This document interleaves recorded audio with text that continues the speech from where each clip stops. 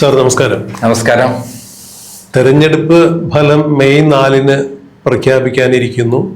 ഇതിനിടയിൽ തന്നെ പല മാധ്യമങ്ങളും കേരളം ഇനി ആര് ഭരിക്കും എന്നുള്ള സർവേകളൊക്കെ പുറത്തുവിട്ടിരിക്കുന്നു. ഒരുപക്ഷെ നിഷ്പക്ഷമായി ഒരു സർവേ നടത്തുന്ന മാധ്യമങ്ങൾ ചുരുക്കമായിരിക്കും. അതാണ് ഇപ്പോൾ പുറത്തു വരുന്ന പല സർവേകളും പരിശോധിക്കുമ്പോൾ മനസ്സിലാക്കാൻ കഴിയുന്നത്. എന്നാൽ ഇന്റലിജൻസ് വിഭാഗത്തിന്റെ സർവേ മുഖ്യമന്ത്രി പിണറായി വിജയന് കിട്ടിയിരിക്കുന്നു എന്നുള്ളതാണ് പുറത്തു വരുന്നത്. ഒരു മാധ്യമം എന്ന രീതിയിൽ നമുക്കും അതിൻ്റെ ചില സൂചനകൾ ലഭിച്ചിട്ടുണ്ട്.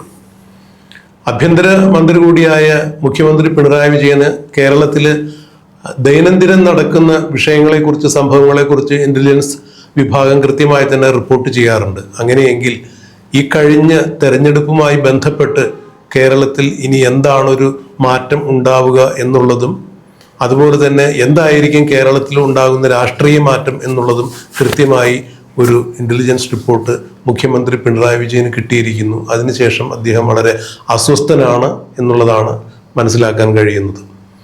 പറഞ്ഞു വരുന്നത്, മുഖ്യമന്ത്രി പിണറായി വിജയന്റെ വിശ്വസ്തർ എന്നറിയപ്പെടുന്ന ഒരു 11 മന്ത്രിമാരെങ്കിലും, 12 പേരെന്ന് പറയുന്നു, അതിൽ 11 പേരെങ്കിലും കൃത്യമായി തോൽക്കും എന്ന് തന്നെയാണ് ഈ സർവേയിൽ രേഖപ്പെടുത്തിയിരിക്കുന്നത്. അത് 1, 2, 3 എന്ന രീതിയിൽ നമുക്ക് ഒന്ന് പറഞ്ഞു പോകാം. ആദ്യം തന്നെ നിയമം എടുക്കാം. നിയമത്ത് മുഖ്യമന്ത്രിയുടെ വിശ്വസ്തൻ എന്ന് പറയുന്ന ശിവൻകുട്ടി, വിദ്യാഭ്യാസ വകുപ്പ് മന്ത്രിയായ ശിവൻകുട്ടിയാണ് നിയമത്ത് മത്സരിക്കുന്നത്. അദ്ദേഹത്തിന്റെ എതിർ സ്ഥാനാർത്ഥിയായി അവിടെ 2 പേര്, ഒന്ന് ശബരിനാഥും മറ്റൊന്ന് BJPയുടെ അധ്യക്ഷനായ രാജീവ് ചന്ദ്രശേഖരും. രാജീവ് ചന്ദ്രശേഖരും ശിവൻകുട്ടിയും തമ്മിൽ, അതായത് UDFും LDFും തമ്മിലാണ് അവിടെ മത്സരമല്ല, NDFും UDFും തമ്മിലാണ് മത്സരം. അങ്ങനെ ഒരു ചിത്രം ഉണ്ടായിരുന്നു. അതുമല്ല, ഇടതുപക്ഷവും BJPയും തമ്മിലാണ് നേർക്കുനേർ ഫൈറ്റ് നടക്കുന്നത് എന്നാണ് പറയാൻ കഴിയുന്നത്. അവിടെ കൃത്യമായി ശിവൻകുട്ടി തോൽക്കും എന്നാണ് പറയുന്നത്. മറ്റൊരു കാര്യം കൂടി പറയുന്നുണ്ട്. ഏതെങ്കിലും കാരണവശാൽ ശബരിനാഥ് ജയിച്ചാൽ പോലും അവിടെ ശിവൻകുട്ടിക്ക് യാതൊരു തരത്തിലുള്ള സാധ്യതയില്ല എന്നാണ് പറയുന്നത്. കാരണം രാജീവ് ചന്ദ്രശേഖരായിട്ട് അത്രത്തോളം മത്സരം നടക്കുന്നു എന്ന് പറയുന്ന സ്ഥലത്താണ് ഇത്തരത്തിലൊരു റിപ്പോർട്ട്.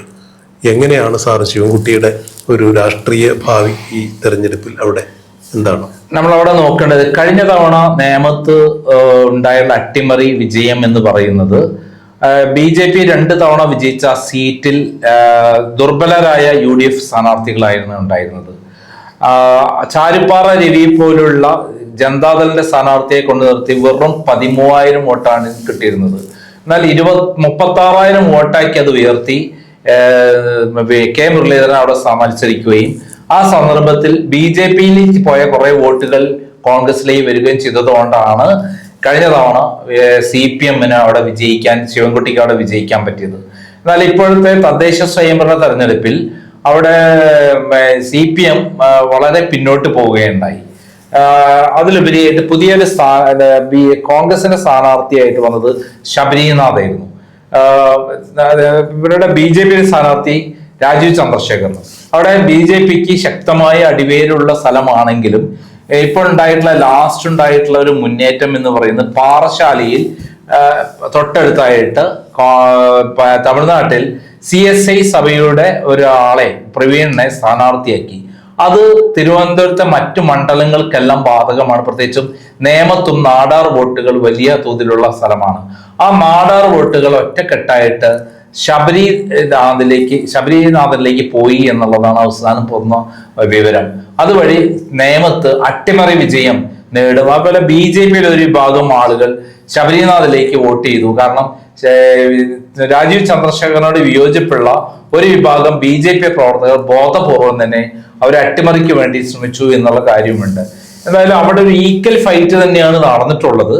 പിന്നിലായിരുന്ന ശബരിനാഥൻ മുന്നോട്ട് വന്നു എന്നുള്ള പിക്ചർ വന്നെങ്കിൽ നമുക്ക് ഇപ്പോഴും പറയാവുന്ന സ്ഥിതിയല്ല നേമത്ത് ആര് ജയിക്കും തോൽക്കും എന്നുള്ളത്. ശിവൻകുട്ടി തോൽക്കും എന്ന് പറയുന്നുണ്ടെങ്കിലും അത് എത്രമാത്രം ശരിയെന്ന് പറയണമെങ്കിൽ 4-ാം തീയതി തന്നെ വേണം. അപ്പൊ ഈ ഇന്റലിജൻസ് റിപ്പോർട്ട് പ്രകാരം അങ്ങനെ വിദ്യാഭ്യാസ വകുപ്പ് മന്ത്രി ശിവൻകുട്ടി തോക്കും എന്നുള്ളതാണ് അവർ പറഞ്ഞു വെച്ചേക്കണേ. ഇനി കഴക്കൂട്ടത്തേക്ക് വരികയാണെങ്കിൽ, അതായത് മുൻ ദേവസ്വം വകുപ്പ് മന്ത്രിയായിരുന്ന കടകംപള്ളി സുരേന്ദ്രൻ ശബരിമല സ്വർണ്ണക്കൊള്ളയുമായി ബന്ധപ്പെട്ട് ഇത്രയധികം സർക്കാരിനും സ്വന്തം വ്യക്തിപരമായും ഡാമേജ് ഉണ്ടാക്കിയിട്ടുള്ള മറ്റൊരു നേതാവില്ല എന്ന് വേണം എടുത്തു പറയാൻ. അതായത് മുഖ്യമന്ത്രി പിണറായി വിജയൻ അറിയാതെ കടകംപള്ളി സുരേന്ദ്രനെ പോലെ ഒരു നേതാവിന് ഒന്നും ചെയ്യാൻ സാധിക്കില്ല. കടകംപള്ളി സുരേന്ദ്രൻ ശബരിമലയിൽ അല്ലെങ്കിൽ ദേവസ്വം വകുപ്പ് മന്ത്രി ആയിരിക്കുമ്പോൾ 2018 ഇന്ന് കാണുന്ന എല്ലാവിധ കരിങ്കൊള്ളയും ശബരിമലയിൽ നടന്നിട്ടുള്ളത്. അതായത് ശ്രീകോവിലിന്റെ ഉമ്മറപ്പടി വാതിൽ വരെ അഴിച്ചുകൊണ്ടുപോയി കച്ചവടം നടത്തി എന്നുള്ള വാർത്തകൾ പുറത്തു വന്ന് CPM-കാരായ ആളുകൾ തന്നെയാണ് SIT അറസ്റ്റ് ചെയ്ത് അകത്തിട്ടത്. അങ്ങനെ ശബരിമല കട്ടുമുടിച്ച ഭരണാധികാരി എന്ന രീതിയിൽ അങ്ങനെ ഒരു ആരോപണം കടകംപള്ളിയുടെ കാലത്താണ് ഉണ്ടായത് എന്നുള്ള ആരോപണത്തിൽ ശക്തമായ പിണറായി വിരുദ്ധ വികാരം, ഭരണവിരുദ്ധ വികാരം, ശബരിമലയിൽ ഇത്രത്തോളം കരിങ്കൊള്ള നടത്തിയ പിണറായി വിജയൻ സർക്കാരിന് കൃത്യമായ മറുപടി കൊടുക്കുന്നതിന്റെ അടിസ്ഥാനത്തിൽ കടകംപള്ളിയും അവിടെ തോൽക്കും എന്നാണ് വന്നിരിക്കുന്നത്.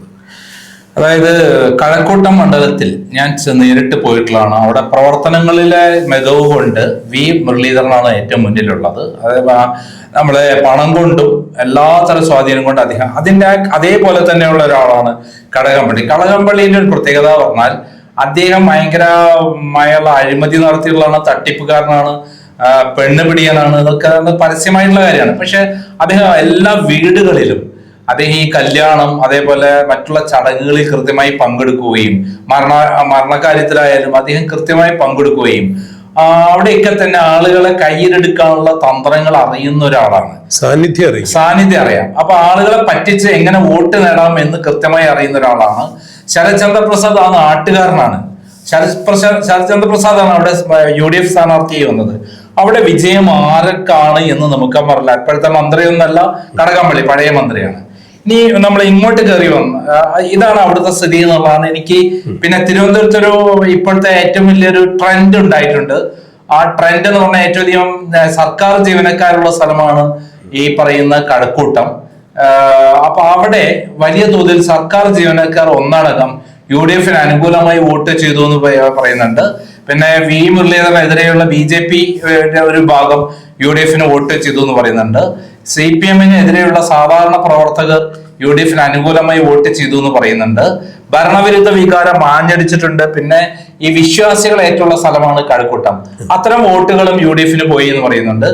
ഇലക്ഷൻ റിസൾട്ട് വരാതെ ഇനി അവിടുത്തെ ഒരു വിധി പറയാൻ പറ്റാത്ത അവസ്ഥയാണ്. എനിക്ക് നേരിട്ട് പോയുള്ള അനുഭവം കൊണ്ടാണ് പറയുന്നത്. എന്തായാലും ഇന്റലിജൻസ് റിപ്പോർട്ടിൽ അത് തന്നെയാണ് കാണിച്ചിരിക്കുന്നത്. പിന്നെ വരികയാണെന്നുണ്ടെങ്കിൽ പിന്നെ ഒരു മന്ത്രിയുടെ കാര്യം പറയുന്നത് ഘടകകക്ഷി മന്ത്രിയാണ്. അതായത് പത്തനാപുരത്താണ് പറയുന്നത്. കൊല്ലം ജില്ലയിലേക്ക് വരുമ്പോൾ പത്തനാപുരത്ത് KB ഗണേഷ് കുമാർ ഈ അടുത്തിടെ ഉണ്ടായ വിവാദം ഉൾപ്പെടെ വീട്ടില് മറ്റൊരു സ്ത്രീയുമായി അദ്ദേഹത്തെ കണ്ടു എന്ന് അദ്ദേഹത്തിന്റെ ഭാര്യ തന്നെ ഉണ്ടാക്കിയ ചില വിവാദങ്ങൾ, അതിനു മുമ്പ് അതുപോലത്തെ ധാരാളം വിവാദങ്ങള് ബഹുമാന്യനായ ഉമ്മൻചാണ്ടി മന്ത്രിസഭ മറിച്ചിടുന്നതിന് വേണ്ടി ഉമ്മൻചാണ്ടിക്കെതിരെ ഒരു സോളാർ വിവാദ നായിക ഇറക്കിയുള്ള കളികളൊക്കെ കളിച്ചത് അന്നേ മുതലുള്ള കാര്യങ്ങൾ വേറെ.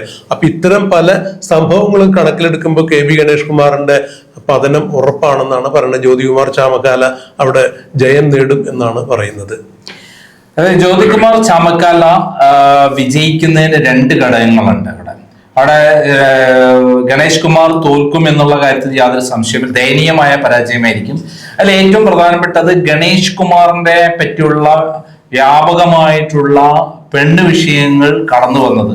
അദ്ദേഹം തന്നെ പറഞ്ഞിട്ടുണ്ട് 5000-ഓളം പേരായിട്ട് എനിക്ക് ബന്ധമുണ്ടായിരുന്നു എന്ന് പരസ്യമായിട്ട് പറയുന്നുണ്ട്. പിന്നെ സ്ത്രീകളും അദ്ദേഹത്തിന് ധാരാളം അവിഹിത ബന്ധങ്ങളിലൂടെ കുട്ടികൾ ജനിച്ചിരുന്നു എന്നുള്ളതിന്റെ ഏറ്റവും വലിയ തെളിവാണ് നമ്മുടെ സോളാർ നായികയിൽ ഒരു കുട്ടികളുണ്ടെന്ന് സോളാർ നായികനെ പറഞ്ഞിട്ടുള്ളത്. പിതാവ് ഗണേശനാണെന്നാണ് പറഞ്ഞിട്ടുള്ളത്. അതിലുപരിയായിട്ട് ഉമ്മൻചാണ്ടിയെ അദ്ദേഹം കള്ളക്കേസിൽ കുടുക്കി നശിപ്പിക്കാൻ ശ്രമിച്ചു എന്ന് പറയുന്ന കാര്യം. പിന്നെ അദ്ദേഹത്തിന്റെ മകള് തന്നെ അവിടെ വന്ന് ഭയങ്കരമായിട്ട് അടുത്തിട്ട് വരെ പ്രവർത്തിക്കുകയും അത് ജനകീയ വികാരമായിട്ട് മാറുകയും ചെയ്തിട്ടുണ്ട്. അതിലപ്പുറത്തേക്ക് ജ്യോതികുമാർ ചാമക്കാല കഴിഞ്ഞ ഒരു വർഷമായി അവിടെ തമ്പടിച്ച് കൃത്യമായി അടുത്തിട്ട് വരെ പ്രവർത്തിച്ചിട്ടുണ്ട്. ദിവസേന എന്നോണമുള്ള ഇവരുടെ ഏറ്റവും വലിയ അവിടെ ബാധിച്ചിട്ടുള്ളത് ഉമ്മൻചാണ്ടിയെ കള്ളക്കേസിൽ കുടുക്കി എന്ന് പറയുന്ന ഒരു കേസ് കൊട്ടാരക്കരയിലുണ്ട്. അതിൽ കൃത്യമായിട്ട് 21 പേജുള്ള സരിതാ നായരുടെ കത്ത് 26 പേജാക്കി മാറ്റി അതിൽ ബാക്കി ഭാഗങ്ങൾ ഗണേശന്റെ നിർദ്ദേശപ്രകാരം എഴുതി ചേർത്തതായിരുന്നു എന്നുള്ള, അങ്ങനെയാണ് ഉമ്മൻചാണ്ടിയും മറ്റു മന്ത്രിമാരെയും അതിന്റെ ഇതിലേക്ക് കൊണ്ടുവന്നത് എന്നുള്ളതാണ് സത്യം. അപ്പം ഈ വിധത്തിൽ അവിടെ പരാജയം ഉറപ്പാണ് എന്നുള്ള സംശയമില്ലാത്ത കാര്യമാണ്. അതുപോലെ ഇനിയിപ്പോ നമ്മൾ കൊട്ടാരക്കരയ്ക്ക് വരികയാണെന്നുണ്ടെങ്കിൽ മുഖ്യമന്ത്രിയുടെ സ്വന്തം ധനകാര്യ വകുപ്പ് മന്ത്രി KN ബാലഗോപാല്, അദ്ദേഹത്തിനെതിരെ മത്സരിക്കുന്നത് മുഖ്യമന്ത്രിക്ക് ഏറ്റവും കൂടുതൽ തലവേദന ഉണ്ടാക്കുന്ന ഒരാൾ തന്നെയാണ് CPM നിന്ന് തന്നെ വിട്ടുപോയ ആയിഷ പോറ്റി. അപ്പോൾ ഈ ഒരു മത്സരത്തിൽ തീർച്ചയായും ഈ ധനവകുപ്പ് മന്ത്രി തോറ്റമ്പും എന്ന് തന്നെയാണ് ഇന്റലിജൻസ് റിപ്പോർട്ട് പറഞ്ഞിരിക്കുന്നത്. KN ബാലഗോപാല് മുഖ്യമന്ത്രിയുടെ വിശ്വസ്തൻ എന്ന് പറയുമ്പോഴും ഈ നമ്മുടെ P രാജീവും രാജഗോപാലും ഒക്കെ ഒരുമിച്ച് ഒരു അച്ചുതണ്ട് രൂപം കൊള്ളുന്നതായിട്ട് അടുത്ത കാലത്ത് അങ്ങനെ ഒരു ധാരണ കൂടി ഉണ്ടായിട്ടുണ്ടായിരുന്നു. എന്താണ് ഈ കാര്യത്തിൽ സാറിന് പറയുന്നത്? അതായത് അവിടെ ആയിഷ പോറ്റി, കൊട്ടാരക്കരയിൽ ആയിഷ പോറ്റിക്ക് ഭയങ്കര ജനപിന്തുണയുള്ള ഒരു നേതാവാണ്. അവർ കൊണ്ടുവന്ന പല നല്ല കാര്യങ്ങളും പിന്നീട് അത് ബാലഗോപാൽ സ്വന്തമാക്കുകയുണ്ടായി. പക്ഷെ ജനങ്ങൾക്കറിയാമായിരുന്നു ആയിഷ പോറ്റി ജനങ്ങൾക്ക് വേണ്ടി പ്രവർത്തിച്ച ജനങ്ങളുടെ ഒരു മന്ത്രിയാണെന്നുള്ളത്, MLA ആയിരുന്നു എന്നുള്ളത്. മാത്രമല്ല VS അച്യുതാനന്ദന്റെ വലങ്കൈ ആയിരുന്നു ഈ പറയുന്ന ആയിഷ പോറ്റി. അതുവഴി ജനങ്ങളിലെ സ്ത്രീകളുടെ ഇടയിലും അതേപോലെ CPM-കാരുടെ ഇടയിൽ ഏറ്റവും അധികം ജനപിന്തുണയുള്ള അവര് ഈ അവിടെ ഭയങ്കര അട്ടിമറി വിജയം നേടാൻ പോകുന്നു എന്നുള്ളത് തന്നെയാണ് എനിക്ക് കൊട്ടാരക്കരയിൽ പോയപ്പോൾ നേരിട്ടുള്ള, ഞാൻ ആയിഷ പോറ്റിയെ തന്നെ കണ്ടിരുന്നു. അവരെ പേഴ്സണലായി ഹറാസ് ചെയ്യുന്ന ധാരാളം സംഭവങ്ങൾ അവിടെ അരങ്ങേറുന്നുള്ള കാര്യവും അവരെന്റെ ശ്രദ്ധയിൽപ്പെടുത്തിയിരുന്നു. അപ്പൊ അവിടെ അവർ 15-20,000 വോട്ടിന്റെ ഒരു ഭൂരിപക്ഷം കൊട്ടാരക്കരയിൽ ഉണ്ടാവാൻ സാധ്യതയുണ്ടെന്നാണ് അവിടെ പോയപ്പോൾ എനിക്ക് മനസ്സിലായത്. ഇനി പറയാനുള്ള സാറിന് ഏറെ പറയാനുണ്ടാവും. പത്തനംതിട്ട ജില്ലയിലേക്ക് വരും ആറന്മുളയില് അവിടെ വീണ ജോർജ് ഗംഭീര പരാജയം ഏറ്റുവാങ്ങും എന്നുള്ളതാണ് പറഞ്ഞിരിക്കുന്നത്. കാരണം ഈ രണ്ടാം പിണറായി വിജയൻ സർക്കാരിലെ ഏറ്റവും മോശം മന്ത്രി എന്നുള്ളൊരു പ്രതിച്ഛായ ഉണ്ടാക്കിയത്, ഏറ്റവും കെടുകാര്യസ്ഥത ഉണ്ടാക്കിയതും, ആരോഗ്യ വകുപ്പിന് ഇത്രത്തോളം നാണക്കേടുണ്ടാക്കിയിട്ടുള്ള മറ്റൊരു മന്ത്രി ഉണ്ടായിട്ടില്ല എന്ന തരത്തിൽ വിലയിരുത്തപ്പെട്ട വീണ ജോർജ് അൻപേ പരാജയപ്പെടും എന്നുള്ളതാണ് അവരുടെ റിപ്പോർട്ട്.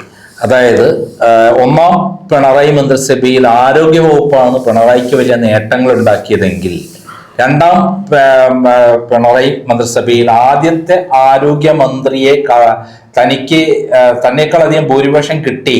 അതായത് മട്ടന്നൂരിൽ 60,000 വോട്ട് അവർക്ക് കിട്ടുകയും പിണറായി വിജയൻ 50,000 വോട്ട് കിട്ടുകയും അങ്ങനെ തന്നേക്കാൾ വളർന്നു ശൈലജ ടീച്ചർ എന്നുള്ളത് മനസ്സിലാക്കിയിട്ടാണ് ഒരു കുഴലൂത്തുകാരിയായ പിണറായി വിജയന് പ്രകീർത്തിച്ച് വലിയ ആളാണെന്നല്ലോ, വലിയ ദൈവമാതിരി ആക്കി കൊടുത്ത ഈ കപ്പൽ ഉലയില്ല കപ്പിത്താനുണ്ട് കപ്പിത്താനുണ്ടെന്നൊക്കെ പറഞ്ഞ് കുഴലൂത്ത് നടത്തിയ വീണ ജോർജിനെ കൊണ്ടുവന്ന് കേരളത്തിന്റെ ആരോഗ്യ മേഖല കുത്തഴിഞ്ഞതാക്കി നശിപ്പിച്ച് നാരായണത്ത് കല്ലെടുപ്പിച്ചത് അവരാണ്.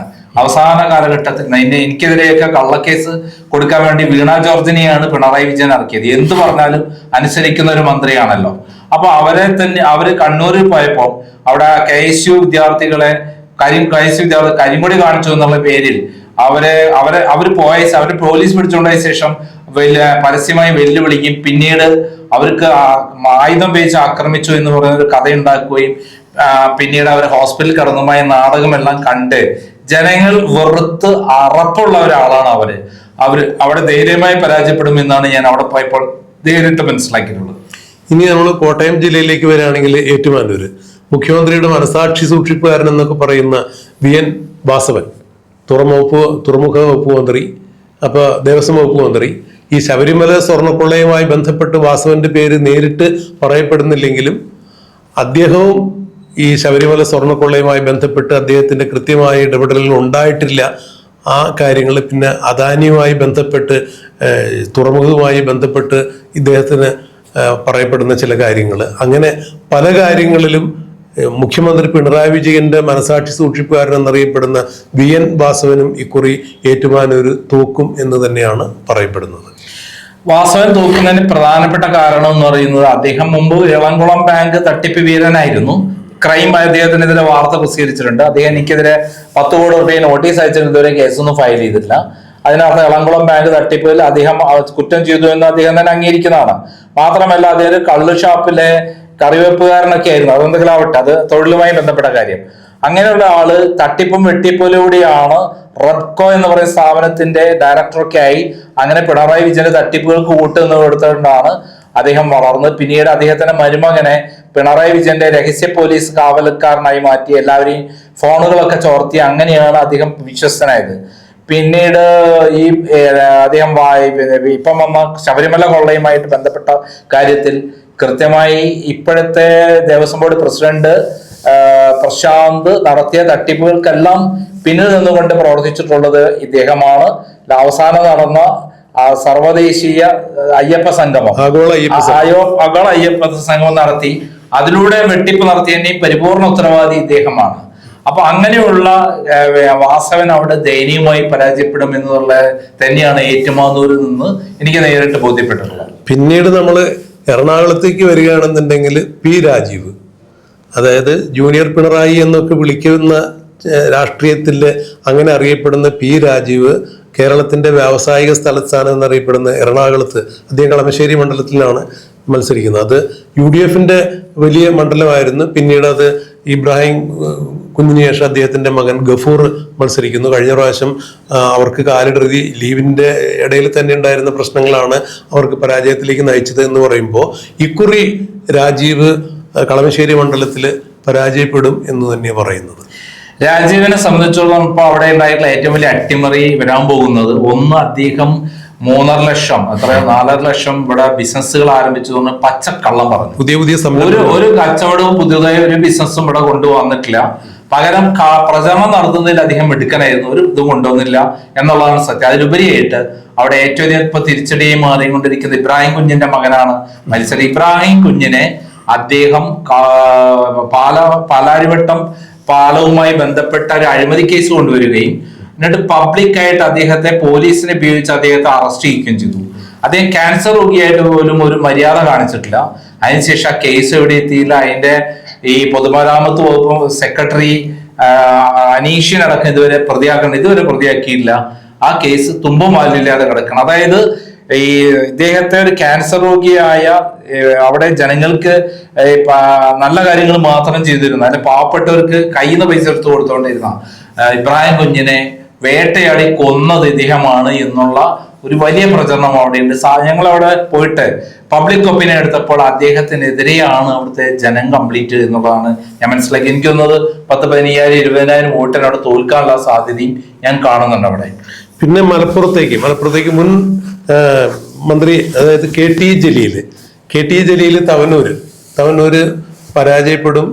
ഇക്കുറി പിണറായി വിജയന്റെ പ്രത്യേക വാത്സല്യം കൊണ്ടൊക്കെ മത്സരിക്കുന്നതാണ് എന്ന് പറഞ്ഞ ഈ കെ ടി ജലീൽ തവനൂര് പരാജയപ്പെടുമെന്ന് തന്നെയാണ് പറയപ്പെടുന്നത്. അത് നമ്മൾ മനസ്സിലാക്കേണ്ട കാര്യം, അവിടെ കെ ടി ജലീൽ അങ്ങോട്ടും ഇങ്ങോട്ടും കാലുമാറി അവസാനം ഈ രാഷ്ട്രീയത്തിലേക്കില്ല എന്നൊക്കെ പറയുന്ന ഒരു മത്സരരംഗത്തില് ഈ സന്ദർഭത്തിലാണ് അദ്ദേഹത്തെ നിർബന്ധിച്ച് അവിടെ നിർത്തിയത്. അദ്ദേഹത്തിന് മത്സരിക്കാൻ ഇപ്രാവശ്യം താല്പര്യമേ ഉണ്ടായിരുന്നില്ല. അതോടൊപ്പം ജോയ് ആണ് വന്നത്. ജോയ് എന്ന് പറഞ്ഞാൽ മലപ്പുറത്തെ കോൺഗ്രസ്സുകാർക്കും മുസ്ലിം ലീഗുകാർക്കും ഏറ്റവും ഇഷ്ടപ്പെട്ട നേതാവാണ്. അപ്പൊ അതുകൊണ്ട് തന്നെ അരയും തലയും മുറുക്കിയിട്ടാണ് കോൺഗ്രസ് അതേപോലെ ലീഗ് അവിടെ ശക്തമായി പ്രവർത്തിച്ചിട്ടുള്ളത്. CPM-കാരുടെ വോട്ട് പോലും ഇത്തവണ അദ്ദേഹം ജോയ്ക്ക് കിട്ടുമെന്നുള്ള ഒരു വിവരമാണ് അവിടെ നിന്ന് കിട്ടുന്നത്. അതുകൊണ്ട് അവിടെ അദ്ദേഹം വിജയിക്കാനാണ് സാധ്യത. പിന്നെ മണ്ഡലം മാറി മത്സരിക്കുന്നുണ്ട് തിരൂരില് സ്പോർട്സ് വകുപ്പ് മന്ത്രി അബ്ദുൾ റഹ്മാൻ. അപ്പൊ അദ്ദേഹം കൃത്യമായി മെസ്സിയെ കൊണ്ടുവരും എന്ന് ചില ചാനലുകാരുമായി ബന്ധപ്പെട്ടുകൂടെ ഒരുപാട് ഉദ്ഘോഷങ്ങൾ നടത്തിയിട്ടുണ്ടായിരുന്നു. മെസ്സിയും വന്നില്ല. അവിടെ സ്റ്റേഡിയവുമായി ബന്ധപ്പെട്ട് ധാരാളം അഴിമതി വരികയും ചെയ്തു. അപ്പോൾ അദ്ദേഹത്തിനും കൃത്യമായി തോൽവിയാണ് അവർ പ്രവചിച്ചിരിക്കുന്നത്. അതായത് കേരളത്തിലെ ഫുട്ബോൾ പ്രേമികളെ, പ്രത്യേകിച്ച് മലപ്പുറത്തെ ഫുട്ബോൾ പ്രേമികളെ ഒന്നടക്കം കളിയാക്കിയിട്ടുള്ള പരിഹാസ്യരാക്കിയിട്ടുള്ള ഒരു ആളാണ് അബ്ദുറഹ്മാൻ. അതുകൊണ്ട് തന്നെ കേരളത്തിലെ ജനങ്ങൾ ഒരു കോമാളിയായിട്ടാണ്, വിഡ്ഢിവേഷക്കാരനായിട്ടാണ്, ഒരു വിലയും നിലയില്ലാത്ത ഒരാളായിട്ടാണ് അദ്ദേഹത്തെ കാണുന്നത്. മുമ്പ് കോൺഗ്രസ് നേതാവായിരുന്ന അദ്ദേഹം അവിടെ നിന്ന് മാറി LDF-ൽ എത്തുകയും അങ്ങനെ കോൺഗ്രസിന്റെ ഒരു വിഭാഗത്തിന്റെ നല്ല സപ്പോർട്ടോട് കൂടിയിട്ടാണ് അദ്ദേഹം ജയിച്ചത്. ഇപ്പോൾ അദ്ദേഹത്തിന് യാതൊരു വിലയും നിലയില്ല. അദ്ദേഹം തോൽക്കുമെന്ന് നേരത്തെ തന്നെ ഈ CPM തന്നെ അവിടെ വിലയിരുത്തിക്കാണ് എന്നുള്ളതാണ് ഞാൻ മനസ്സിലാക്കിയിട്ടുള്ളത്. ഇനി കോഴിക്കോട്ടേക്ക് വരികയാണെങ്കിൽ പേരാമ്പ്രയിൽ, അതായത് CPM-ന്റെ ശക്തമായ മത്സരം നടക്കുന്നു, അഭിമാന പോരാട്ടം എന്നൊക്കെ പറയുന്ന മുസ്ലിം ലീഗിന്റെ ഫാത്തിമ തഹ്ലീലുമായി ഉള്ള മത്സരം നേർക്ക് നേർ മത്സരിക്കുന്ന TP രാമകൃഷ്ണൻ, അദ്ദേഹം LDF-ന്റെ കൺവീനർ കൂടിയാണ്, മുൻ എക്സൈസ് വകുപ്പ് മന്ത്രിയൊക്കെ ആയിരുന്നു. അപ്പോൾ അദ്ദേഹത്തിന് കൃത്യമായ രീതിയിൽ അവിടെ പരാജയം ഉണ്ടാവും. ഈ ഫാത്തിമയ്ക്ക് വ്യക്തമായ ഭൂരിപക്ഷം കിട്ടും എന്നാണ് പറയപ്പെടുന്നത്. അവിടെ ഉണ്ടായിട്ടുള്ള കാര്യം എന്നാൽ ഒരു മുസ്ലിം പെൺകുട്ടി പൊതു രംഗത്ത് വരികയാണ്. അവിടെ പേരാമ്പ്ര ഇളക്കി മറിച്ചു എന്നുള്ളത് മാത്രമല്ല, TP രാമകൃഷ്ണനെ വിറപ്പിച്ചു എന്നുള്ളതാണ് സത്യം. TP രാമകൃഷ്ണൻ ഇടതുപക്ഷ മുന്നണി കൺവീനറാണ്. ആ കൺവീനറായ TP രാമകൃഷ്ണനെ എതിരെ അവിടെ ഒരു ജനപ്രളയം തന്നെയാണ് അവർ സൃഷ്ടിച്ചിട്ടുള്ളത്. അവിടെ അവരുടെ പ്രചരണത്തിനൊക്കെ ആയിരക്കണക്കിന് ആളുകളാണ് ഈ CPM-ന്റെ ഭാഗത്തുനിന്ന് പോലും ഇറങ്ങി പ്രവർത്തിക്കാനുള്ളതാണ് സത്യം. അവിടെ ദയനീയമായിട്ട് കഴിഞ്ഞ തവണ 25,000 വോട്ടിന് ജയിച്ചുള്ള ആളാണ് ആര്, നമ്മുടെ ഈ പറയുന്ന ആള് TP രാമകൃഷ്ണൻ. പക്ഷെ ഇത്തവണ ദയനീയമായ പരാജയമാണ് അവിടെ അദ്ദേഹത്തിന് ഉണ്ടാവുക എന്നുള്ളതാണ് നമുക്ക് മനസ്സിലായിട്ടുള്ളത്. പിന്നെ ഇപ്പോ ഇങ്ങോട്ട് പാലക്കാട്ടേക്ക് വരുമ്പോൾ തൃത്താലയില് MP രാജേഷ്, അത് ഇപ്പോ പിണറായി വിജയനുമായിട്ട് അത്ര കണ്ട് സ്വരച്ചേർച്ചയിൽ അല്ലെങ്കിലും രാജേഷ് കൃത്യമായി അവിടെ പരാജയപ്പെടും, തോൽവി അവിടെ ഇപ്പോഴേ മണക്കുന്നുണ്ട് എന്ന് തന്നെയാണ് പറയപ്പെടുന്നത്. ഏലപ്പള്ളി ഒരു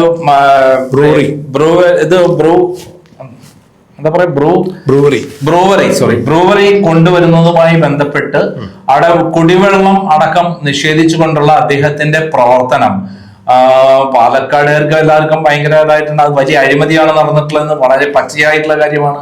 അതിന് മാത്രമല്ല, സ്വന്തം ഭാര്യയ്ക്ക് ജോലി വാങ്ങിക്കൊടുക്കുന്നതിൽ വളഞ്ഞ വഴി കൂടെ അധികാര ദുർവിനിയോഗം നടത്തിയിട്ടുള്ള ഒരാൾ കൂടിയാണ് അദ്ദേഹം. അദ്ദേഹത്തിന് പഴയ ഇമേജ് എല്ലാം പോയി. ഇപ്പൊ അദ്ദേഹം അവിടെ തൃത്താലി വൻ പരാജയമാണ് നേരിടുന്നത് എന്നുള്ളതാണ് അവിടെ നിന്ന് വന്ന വാർത്ത. പിന്നെ ഇപ്പൊ ഈ മന്ത്രിമാരിൽ ഇപ്പോ പ്രമുഖരായിട്ടുള്ള, അതായത് പിണറായി വിജയനായിട്ട് അടുത്ത് നിൽക്കുന്ന പ്രമുഖരായിട്ടുള്ള മന്ത്രിമാര് തോക്കും എന്ന് ഇന്റലിജൻസ് റിപ്പോർട്ടിൽ പറഞ്ഞവര് കാര്യങ്ങളാണ് ഇപ്പൊ നമ്മൾ ചർച്ച ചെയ്തത്. ഇന്റലിജൻസ് റിപ്പോർട്ടിൽ തോക്കും എന്ന് പറഞ്ഞവര്, പക്ഷെ ഇന്റലിജൻസ് റിപ്പോർട്ടിൽ ആശ്വാസകരമായ 2 റിപ്പോർട്ട് കൂടി ബഹുമാന്യനായ മുഖ്യമന്ത്രി പിണറായി വിജയനെ സംബന്ധിച്ചിടത്തോളം. അതിലൊന്ന് ബേപ്പൂരിലെ മത്സരമാണ്. ബേപ്പൂരില് മുഖ്യമന്ത്രിയുടെ മരുമകൻ പൊതുമരാമത്ത് വകുപ്പ് മന്ത്രിയായ മുഹമ്മദ് റിയാസ് മത്സരിക്കുന്നു. അദ്ദേഹം നേരിയ ഭൂരിപക്ഷത്തിനെങ്കിലും ജയിക്കും എന്നാണ് പറയുന്നത്. PV അൻവറുമായിട്ടുള്ള നേരിട്ടുള്ള പോരാട്ടമാണ് അവിടെ നടക്കുന്നത്. അദ്ദേഹം ജയിക്കും എന്ന് റിപ്പോർട്ട് വരുമ്പോൾ അത് അല്പം വിരോധാഭാസമായി തോന്നാം. എന്താണ് സാറിന് പറയാനുള്ളത്? അതായത് കോഴിക്കോട് ഞാൻ നേരിട്ട് ബന്ധമുള്ള സ്ഥലമാണ് കോഴിക്കോട് ബേപ്പൂര്. അവിടെ 1313 വോട്ടിന്റെ ഭൂരിപക്ഷം മാത്രമാണ് തദ്ദേശ സ്വയംഭരണ തെരഞ്ഞെടുപ്പിലുള്ളത്. അവിടെ തന്നെ പഴയ ഡെപ്യൂട്ടി മേയറെ മീഞ്ചന്തയിൽ മത്സരിപ്പിച്ച് CPM നേതാവായ കുഞ്ഞുവിന്റെ മകനെ തോൽപ്പിച്ചതിന് പിന്നിൽ ഇദ്ദേഹമാണെന്നുള്ള ഒരു വലിയ വാർത്ത പുറത്തു വന്നിരുന്നു.